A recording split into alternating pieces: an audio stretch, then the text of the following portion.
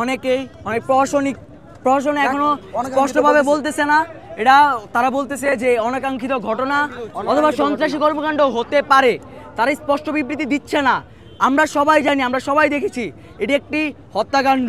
আমরা চাই প্রশাসন এবং আমাদের কলেজ প্রশাসন এটার পক্ষে একটি স্পষ্ট বিবৃতি দিক।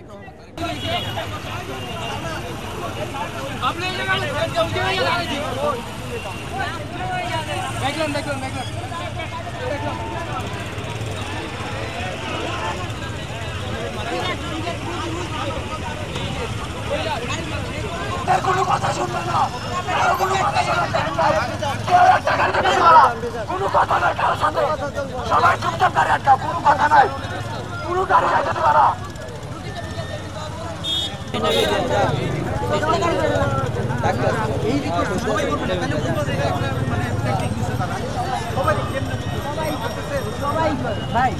যার রুগী নাই আমার কথা যার রুগী নাই, গাড়িতে রুগী নাই, আমি রুগী, আমি রুগী, কারণ আমরা কি সবাই ছেড়ে দিব?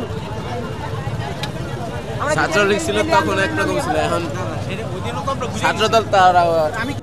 আমরা দেখেছি অন্যান্য যত ছাত্র সংগঠন আছে তারা হচ্ছে স্পষ্ট বিবৃতি দিয়েছে এটি একটা হত্যাকাণ্ড।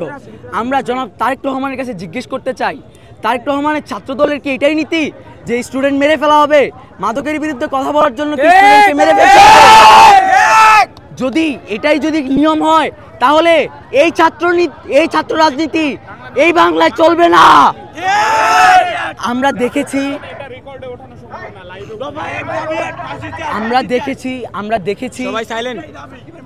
দেখেছি বিগত কিছুদিন আগে, বিগত 2023 সালে আবরার ফাহাদ ভাইকে কিভাবে ফ্যাসিস্টটা মেরে ফেলেছিল। ঠিক এই গত 4 ডিসেম্বরের ঘটনাটি দেখলে আমাদের ওই আবরার ফাহাদ ভাইয়ের কথাই মনে পড়ে। আমাদের বন্ধু সাকিব যেন একজন আবরার ফাহাদ, সে আমাদের পক্ষে কথা বলে আমাদের পক্ষ হতে জীবন দিয়েছে। আমরা কি ওর জন্য ন্যায় প্রতিষ্ঠা করতে পারবো না? আমরা চাই, আমাদের প্রথম দাবি কলেজ থেকে একটি স্পষ্ট বিবৃতি দেওয়া হবে যে এটি কোনো অনাকাঙ্ক্ষিত দুর্ঘটনা নয়, এটি একটি হত্যাকাণ্ড। আমরা চাই এই সম্পর্কে ছাত্রদল থেকে অথবা বিএনপি থেকে স্পষ্ট বিবৃতি দেওয়া হোক। প্রশাসন আমাদেরকে বলছে যে এটা হচ্ছে অনাকাঙ্ক্ষিত দুর্ঘটনা, ওনারা বলতেছে অনাকাঙ্ক্ষিত দুর্ঘটনা, আবার সন্ত্রাসী কর্মকাণ্ড হতে পারে। ওনারা এখন স্পষ্ট বিবৃতি দেয় নাই। আমরা চাই প্রশাসন এ সম্পর্কে একটি স্পষ্ট বিবৃতি প্রদান করুক।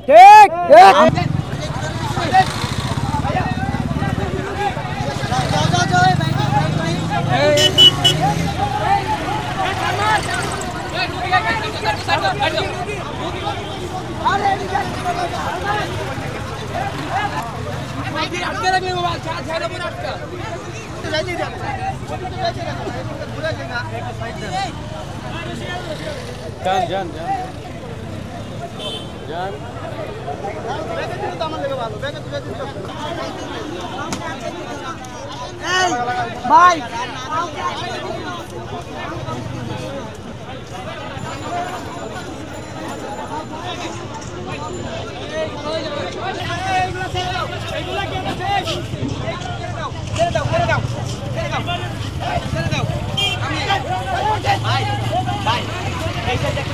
আটকা